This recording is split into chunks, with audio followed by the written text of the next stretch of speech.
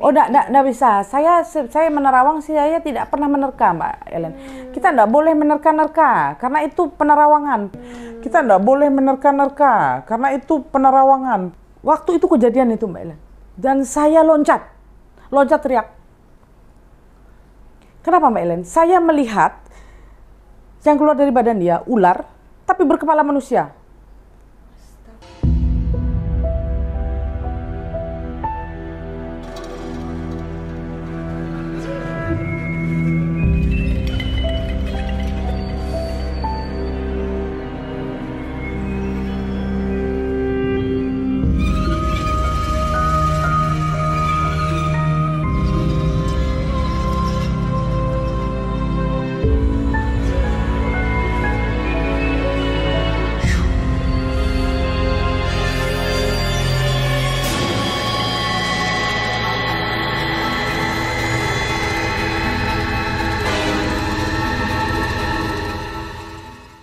Ya Nyai, wah berarti benar-benar penerawangan ini benar-benar nggak bisa cuma Nyai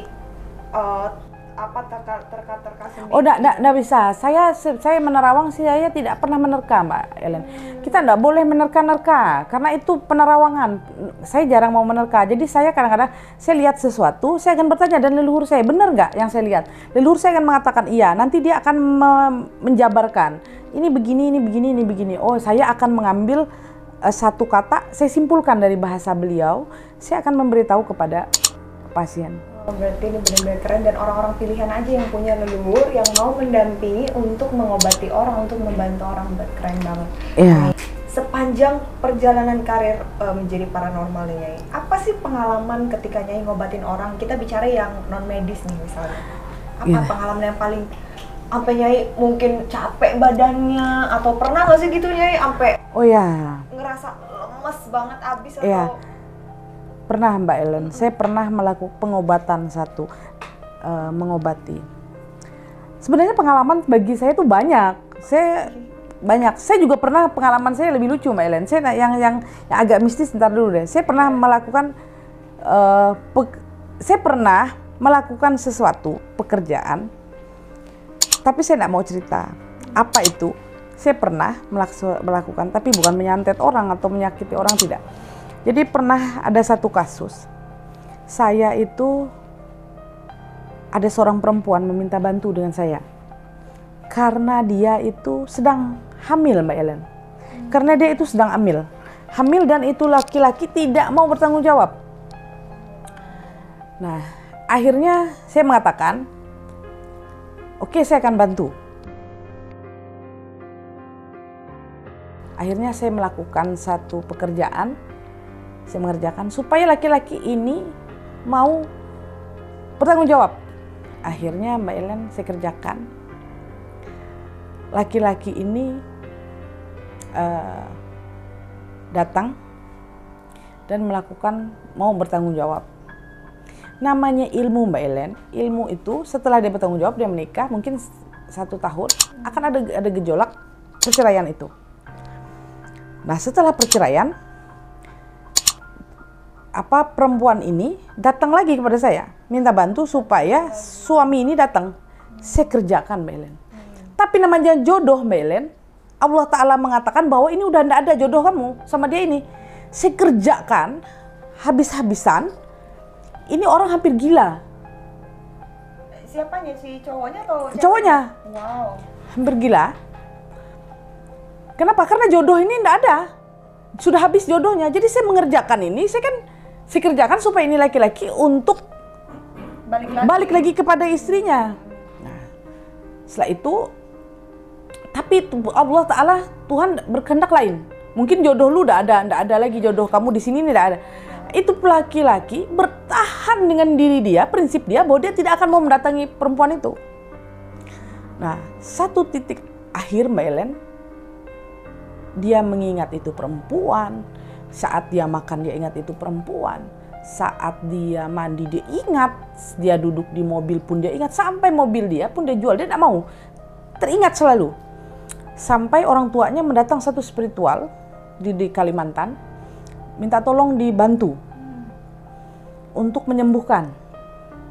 Nah, setelah diobatin, ternyata spiritual ini mengatakan kamu pergi aja ke satu daerah di Kalimantan juga, minta bantu sama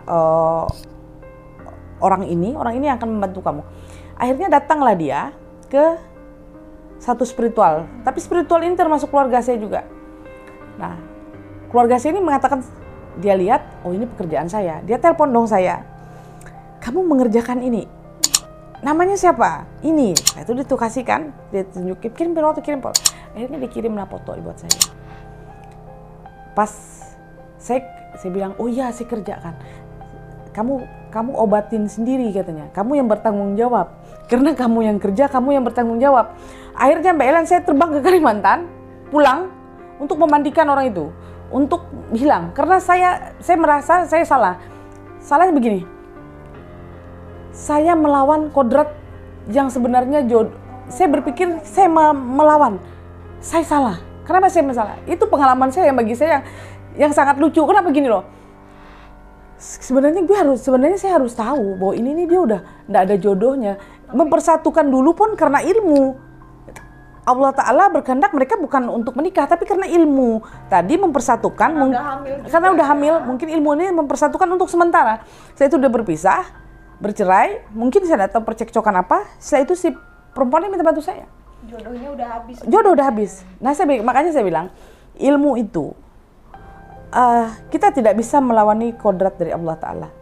Kalau memang jodohmu, kita memakai ilmu apapun pasti akan jadi, pasti akan menikah. Tapi kalau tidak jodoh kamu, kita tidak mungkin pelet orang yang tidak suka sama kita.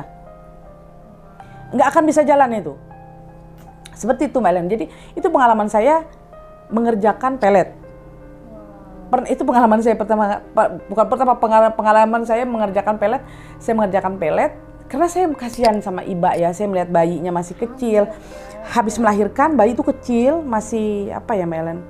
Saya ingat umur 7 bulan apa 8 bulan deh. Iya, tenteng-tenteng gitu datengin Nyai ya. Iya dong Mbak Ellen. Kalau kita ya Mbak Ellen jadi saya pun Mbak Ellen pasti akan membantu.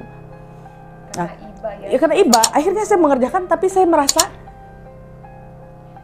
jadi saya berpikir Allah Ta'ala memberikan saya satu cobaan buat saya itu. Kenapa? Ini lu kerjain ini dulu sampai orang ini kena, tapi orang ini kuat dengan prinsip dia bahwa dia nggak mau lagi. Mungkin saya nggak ngerti apa yang terjadi sama mereka. Setelah itu saya harus mengobati. Jadi 2 langsung. Target dia obatin juga, akhirnya terbang langsung Nyai ke Kalimantan. Oh iya, saya akhirnya untuk memandikan. Jadi ini pengalaman konyol nih berarti. Oh, pengalaman konyol buat saya. Kenapa? Saya bilang mana ada sih spiritual mengerjakan orang dan dia mengobati sendiri. Gini gitu, mengobati dan orang itu. Lucunya si target ini datang ke Kalimantan terus mendatangi keluarga saya. Keluarga saya tahu bahwa itu pekerjaan saya, dia telepon saya. Dia bilang, "Kamu tanggung jawab. Kenapa ini kamu selesaikan sendiri." Saya kenapa? Dikirim fotonya saya ingat. Saya bilang, "Oh ya, saya salah." Akhirnya saya pulang ke Kalimantan. Saya pulang ke Palangkaraya, akhirnya saya memandikan Mas itu dan saya mengatakan saya minta maaf. Sebenarnya saya melakukan ini bukan karena saya tidak suka kamu, enggak, karena saya sedih sama anak kecil itu, yang bayi itu. Saya sih nggak mau lihat orang tuanya Mbak Ellen. Saya tuh lihat bayi ini yang 7 bulan, 8 bulan gitu. Itu yang saya lihat. Nah, setelah itu ada lagi yang saya mengobati santet. Pernah Mbak Ellen mengobati ada orang kena santet dan saya terkejut loncat. Ya. Karena saya melihat sesuatu yang keluar dari badan dia. Benar-benar saya loncat Mbak Ellen. Jadi orang itu sakit saya waktu dia sakit saya obati. Gendernya boleh disebutin nggak, perempuan laki-lakinya Nyai? Laki-laki. Oh, laki-laki. Dan dia juga seorang spiritual. Saya pernah memandikan, tapi saya nggak mau cerita siapa dia. Oh iya, jangan. Iya, saya memandikan karena beliau sakit karena santet. Selesai saya memandikan, waktu saya memandikan, saya loncat. Sebenarnya leluhur saya masuk di badan saya, tapi leluhur saya mungkin melihat ada benda di badan dia, leluhur saya keluar, dan saya sadar, dan saya terkejut. sadar dan terkejut. Biasanya saya mandi, saya memandikan pasien itu kadang-kadang saya tidak sadar karena leluhur saya masuk ke dalam badan saya, kayak saya kesurupan. Nah, waktu itu kejadian itu Mbak Ellen, dan saya loncat teriak. Kenapa Mbak Ellen? Saya melihat yang keluar dari badan dia ular, tapi berkepala manusia. Yang keluar dari badan dia ular, tapi berkepala manusia. Astagfirullahaladzim. Wow. Keluar. Itu benar, saya tidak bohong. Saya tidak bohong itu. Saya memandikan. Biasanya saya memandikan leluhur saya yang masuk saya pasti tidak sadar. Waktu saya memandikan mungkin barang ini keluar, mungkin mau serang saya, leluhur saya keluar. Dan saya tidak tahu, mungkin dia menghandle makhluk astral ini. Saya sadar Mbak Ellen, saya sadar waktu saya berdiri, saya lihat ular warna biru, warna hijau, bukan biru sih, hijau kemas-emasan gitu. Sisiknya kayak keping-keping uang kecil gitu. Itu melingkari badan orang spiritual ini, melingkari begitu dan seperti keluar dari badan dia gitu. Saya lihat keluar, saya merinding deh Mbak Ellen. Bener, saya nggak bohong nih. Ini yang terjadi, ini satu spiritual yang saya nggak mau cerita siapa dia. Saya loncat Mbak Ellen. Bener saya loncat. Karena posisinya Lo sadar, saya normal. Kalau Mbak Ellen jadi saya pasti bohong, Mbak Ellen nggak loncat. Kalau saya pingsan langsung. Pas saya lihat itu keping-keping kayak uang logam gitu ya? Ya, tipis sisiknya tuh. Saya kira orang ini, saya belum ngeh itu Mbak Ellen. Saya belum ngeh. Saya kira, oh kakek saya keluar, saya sadar kakek saya keluar, mungkin sudah selesai. Ternyata belum. Ini badan dia dikelilingi dengan itu. Saya tidak lihat kepala manusia ini. Waktu itu saya lihat di leluhur saya ada 2 orang yang berdiri di kiri kanan orang ini. Saya tidak tahu apa yang mereka lakukan. Ini keluar Mbak Ellen kepala, ini keluar. Saya loncat loh. Saya loncat apa? Mbak Ellen lu bayangin deh. Dan matanya melotot. Matanya tuh melotot dan sinisnya bukan main, dan keluarnya lidah gitu loh, kayak keluar lidahnya begitu. Sampai saya loncat dan saya teriaknya apa? Pi gitu loh. Saya kan manggil suami saya papi ya. Pi. Saya teriak, saya lari, saya mau lari. Tapi saya menjaga nama baik saya. Saya seorang spiritual. Saya bertahan tapi saya memanggil suami saya, Pi. Itu normal. Saya membicarakan ini tuh saya nggak bohong. Ini real Mbak Ellen. Saya bilang, Pi, saya mau lari, tapi saya berpikir, saya sadar, saya spiritual, ngapain saya takut? Saya nggak boleh takut. Nama baik gue dong gimana gitu. Nama baik saya harus gimana? Itu saya ngomong apa adanya Mbak Ellen. Itu yang terjadi. Setelah itu saya teriak, suami saya langsung datangin saya. Dia bilang, Mas saya, kenapa? Suami saya kan, kenapa? Saya diem. Saya diam, saya panggil leluhur. Mungkin saya lihat leluhur saya sudah selesai ritual. Dia ritual. Lalu saya panggil leluhur saya masuk, langsung selesaikan, pulang. Habis itu orang itu langsung bisa jalan. Tadinya dibikin nggak bisa jalan gitu ya? Iya. Dia disantet. Yang saya lihat, dia mungkin membantu orang, tapi dia lupa untuk memagar diri. Sebenarnya seorang spiritual itu tidak gampang Mbak Ellen. Kita membantu orang, mengobati pasien. Kadang-kadang kita tidak sadar untuk memagar diri kita. Kenapa? Itulah sebenarnya pekerjaan seorang spiritual itu tidak gampang. Sangat susah. Kenapa? Makhluk halus ini kita tidak tahu. Kadang-kadang dia bisa serang kita. Kapanpun ya? Oh iya. Karena mungkin gini, maaf saya potong, karena mungkin gini ya, ketika ada si A dikerjain, terus si A ini datanglah sama Nyai gitu, karena santet, minta diobatin. Iya. Nah, yang menyantet dia ini mungkin nggak terima kan? Iya. Makanya menyerang Nyai juga mungkin gitu ya. Tidak terima kalau disembuhin. Itu ya Mbak Ellen, itu pengalaman saya yang sangat luar biasa. Yang membuat saya shock. Shocknya kenapa? Shocknya begini. Saya tidak menyangka. Saya kira itu Mbak Ellen yang berputar itu, saya tidak menyangka kalau itu ular. Sebesar itu. Iya, nggak besar Mbak Ellen. Oh, nggak besar. Nggak besar yang kalian bayangkan. Gimana ya? Susah lah saya. Pokoknya melilit-lilit. Nggak besar yang kayak dibayangin kayak di film-film. Yang besar kayak di film-film itu. Enggak. Makanya saya kira itu dililit dengan apa gitu ya. Atau dililit sama kain. Tapi saya pikir itu udah selesai. Ritual itu udah selesai. Ternyata enggak. Itu Mbak Ellen. Itu keluar. Kepala itu keluar. Gimana sih Mbak Ellen kayak mau menerkam saya? Kayak pokoknya melilit gitu, tapi dari lilitan itu keluar satu kepala yang, iya, yang melotot perempuan loh Mbak Ellen, bentuknya perempuan. Itu yang dia kayak mau menerkam saya, yang kayak ngeluarin lidah, kayak apa? Aduh susah deh saya memberitahu. Itu pertama kali itu saya loncat Mbak Ellen, dan itu saya menyadari itu dan saya teriak. Karena mungkin buat teman-teman YouTube Nyai ini, kalau Nyai itu memang kalau lagi ngobatin orang posisi memang Nyai itu tidak sadar ya. Iya, saya pasti begitu. Jadi mungkin pas saat sadar merasa ada yang aneh, tetap aja nih Nyai ini walaupun begini tetap ada rasa takut juga. Oh ya, itu manusiawi Melen. Bohong kalau saya mengatakan saya nggak takut, pasti saya takut. Nah, ya. Ini seru lagi nih.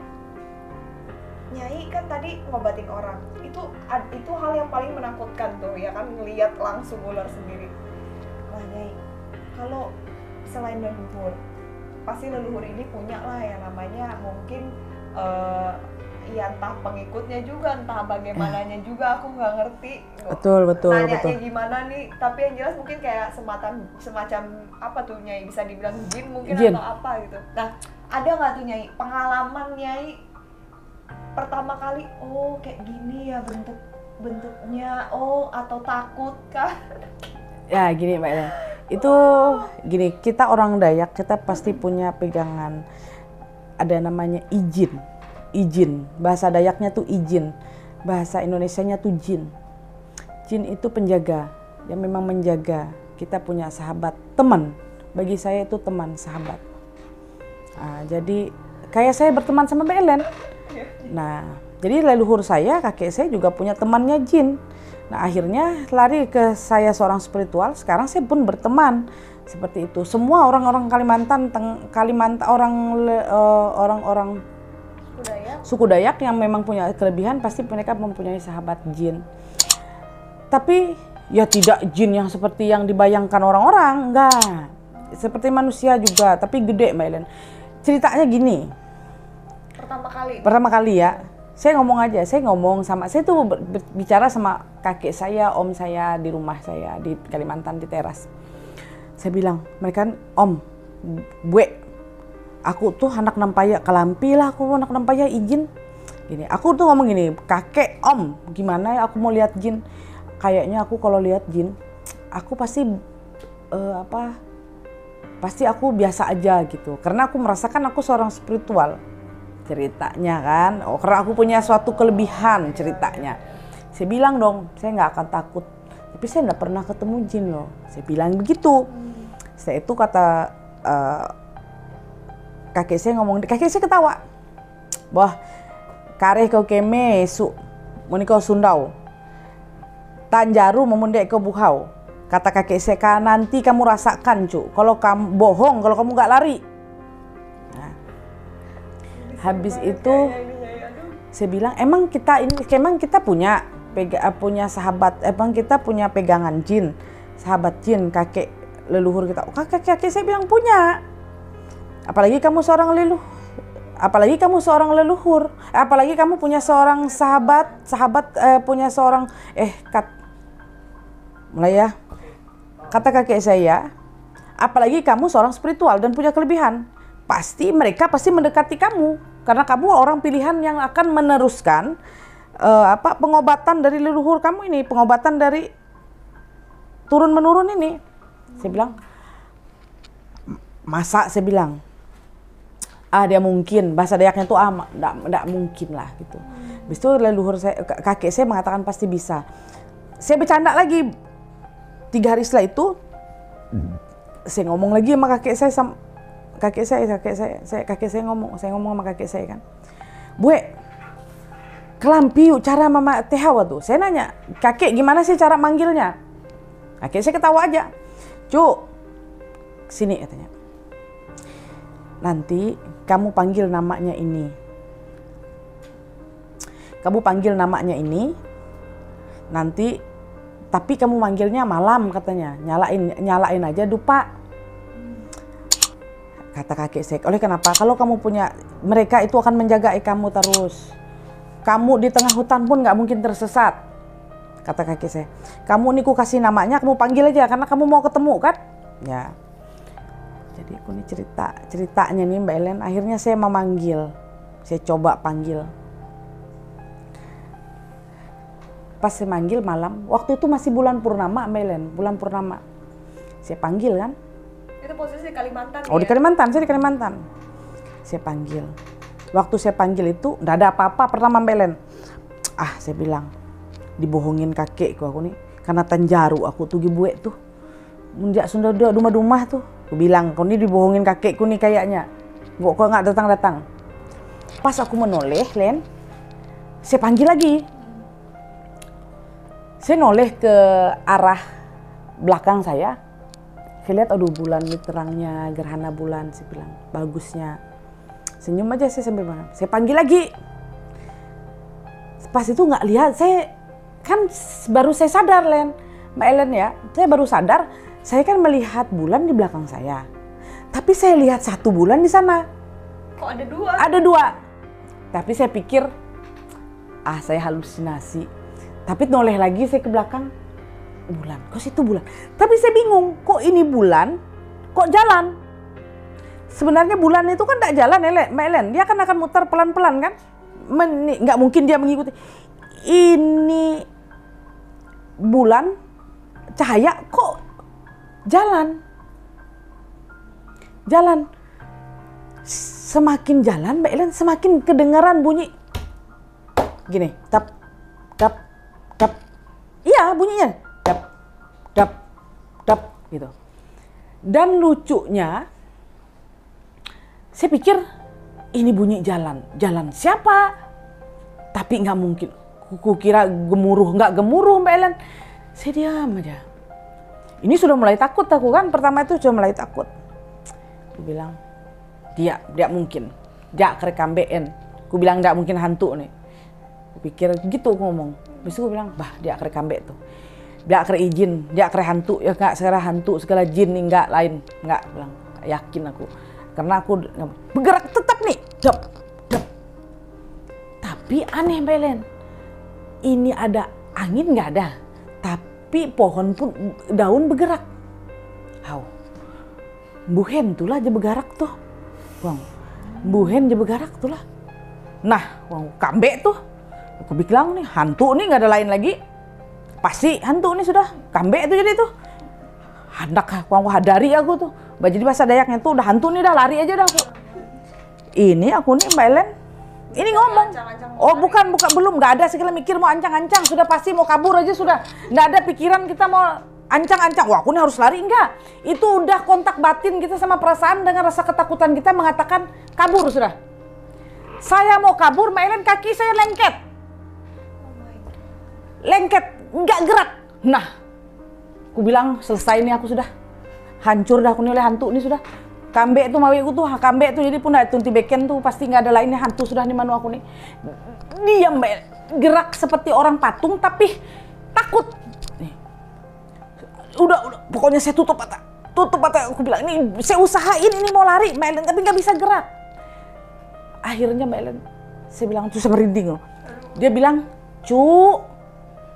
lu bayangin Len, gimana Mbak Ellen rasanya kita dipanggil di malam hari di mana? Cucu katanya. Kamu bayangin, kamu panggil aku kan katanya. Nih aku datang, kamu mau jumpa aku. Mbak Ellen aku itu bener, aku jujur, nggak bohong, aku kencing di celana. Aku ngomong apa adanya aja, bohong kamu. Karena aku pertama itu hanya iseng, bukan mau serius mau ketemu. Bukan mau ritualin. Bukan. Ya. Tapi kakek saya biar tahu rasa nih anak nih, biar dia tahu bener Mbak Ellen saya kencing. Nggak bohong ini, saya nggak bohong. Saya kencing Mbak Ellen. Saya kencing, saya sok. Waktu dia bilang, kamu panggil aku, Kak, kamu panggil aku, Cu. Ini nama aku, kamu panggil aku. Kenapa katanya? Aku selalu temanin kamu, menjaga kamu katanya. Menjaga kalian semua. Keturunan ini saya jaga kalian semua katanya. Setelah itu Mbak Ellen, aku tuh dalam hati, tapi aku nggak ngomong Mbak Ellen, tapi hatiku nih bicara, dia jawab apa yang aku ngomong dalam hatiku. Aku bilang gini, aku tuh anak bu, aku tuh mikeh. Dalam hatiku aku nih takut, tapi nggak bisa ngomong ini mulut. Dia ngomong, jangan kamu takut, Cu. Dia bilang jangan takut. Isi hatiku aja dia bisa tahu, Melen. Dan kuatnya jin itu, Mbak Ellen, kaki saya pun nggak bisa bergerak, lo bayangin. Saya mau kabur, benar. Ternyata cahaya itu adalah apa? Matanya dia.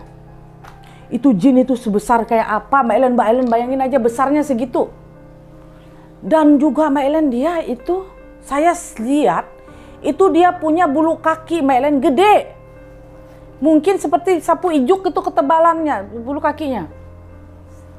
Tapi rupanya pun manusia, sama. Itu dari situlah Mbak Ellen saya, habis itu dia bilang saya, aku mikeh, aku bilang aku takut, enggak lagi, aku enggak berani lagi, Dia bilang jangan takut, Cu, jangan enggak berani, kamu harus berani, karena kamu harus tahu kami ada di dekat kamu.